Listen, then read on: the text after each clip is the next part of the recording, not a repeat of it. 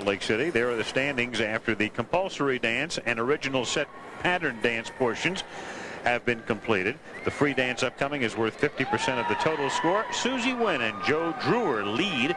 April Sargent and Russ Witherby are in second place, and Suzanne Semenek and her partner Ron Crevette are third. Susie Wynne and Joe Druar heavily favored to win it coming in, and indeed on top halfway through. Let's take a closer look at Susie and Joe with Donna DeVerona. What could these cadets of the United States Air Force Academy possibly have in common with the National Ice Dance champions, Susie Wynne and Joe Druar? It may seem incongruous, but they all train inside this mammoth field house at the Air Force Academy in Colorado Springs.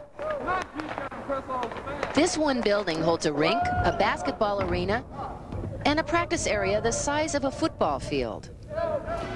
Susie Wynne and Joe Druar came to train here a year and a half ago with their coach Sandra Hess and 8 top ice dance couples from Detroit. They were in search of a training center where they wouldn't be forced to skate in the middle of the night in a dark, dreary rink.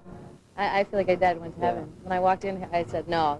Is there another rink like in the basement that we're going to have to drain in? So we're just really lucky to be a part of this.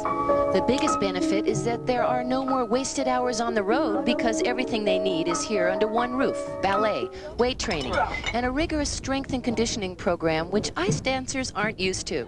It's run by Air Force coach Kim Goss and designed to increase their flexibility. 9. After working with cadets, he wasn't 10. very impressed. Unquestionably, the ice dancers were the worst conditioned athletes I have ever seen.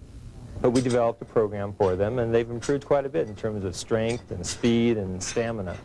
It's kind of hard being down in the weight room, though, once in a while when you have all the football team and the linebackers in there, and they weigh 300 pounds, and they're bench pressing, 350, and I'm down there doing about, 185, 200, maybe. Even so, the skaters have been motivated by the work ethic that surrounds them. What they didn't expect to find was their own fan club, cadets who pride themselves on discipline. It's pretty inspirational seeing them, get after it like they do out here. And they come in. I'll be walking in at 5 in the morning. They've already been here for an hour, so I'm impressed. Impressed only with their dedication? There must be something else, too. I guess just having a bunch of great-looking girls out on ice. While the hockey team practices their stick work, Susie and Joe work on their footwork. This year they will be unveiling something new, tap dancing. First they had to learn how to do it on the floor, and that wasn't easy. But as it turned out, that may have been the easiest part. It's very hard to take tap from the floor to the ice because they're entirely different mediums. They move differently, so we had to kind of adjust a little bit, but it ended up working. Whether it works out well enough for them to regain their title, they still know that as they are out there skating, they have the support of some 4,400 cadets behind them.